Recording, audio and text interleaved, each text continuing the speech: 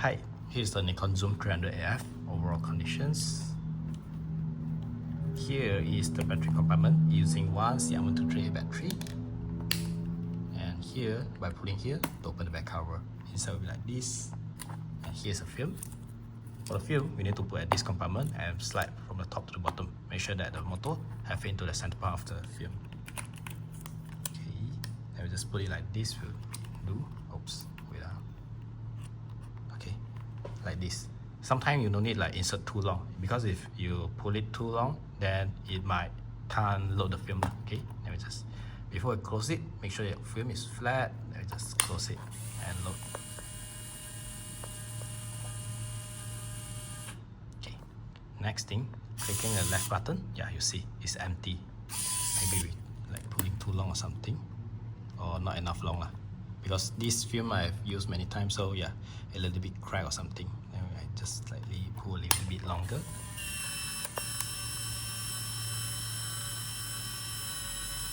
Okay, click it. Yeah, here show figure 1, which means that now we can start shooting. And here is the shutter button. Here is zoom. Here is the viewfinder. When you look into the viewfinder, you follow at the center point here, go to circle. So you just use that circle to aim to the object you want to focus and half press. Okay, if you light up like this, means it's okay. Then just click it. Hey, wait ah. Okay, yeah, press a little bit longer lah, because it have the red eye reduction. If I close it, then it might be faster a bit. Okay, yeah, it's more faster. Then here's a zoom. Zoom in, zoom out. Then here is the flash setting, but I recommend you put it at fully auto will do lah. Okay, then click this one is like off flash landscape mode. Landscape is like it no need focus actually, it just focus to infinity, so you can shoot it quickly. Yeah, I like that.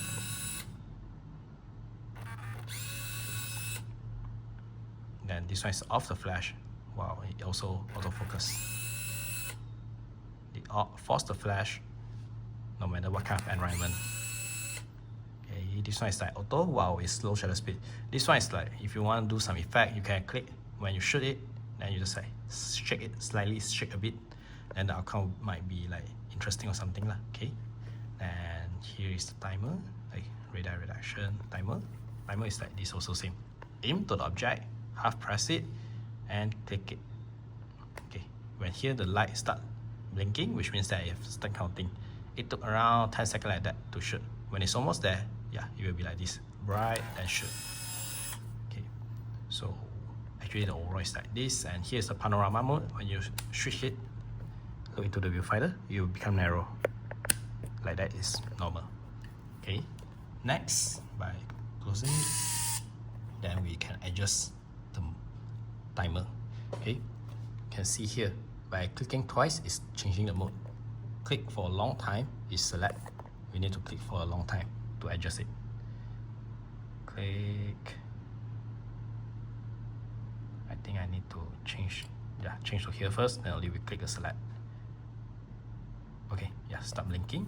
Then we click this button to adjust the date. This one is the year, month, and date format.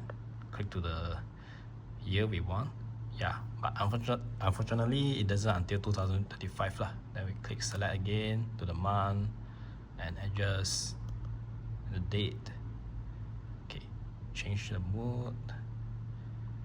Well, you also, if you still want the date imprinting stuff, you can also adjust it, or you change to this format, the date and the time. Well, if you don't want, you just click to off, which means that it won't appear any date imprinting function at your outcome. So here is the overall function of this camera. When you shoot finish, it will auto rewind, so no worry in using, and hope you enjoy it.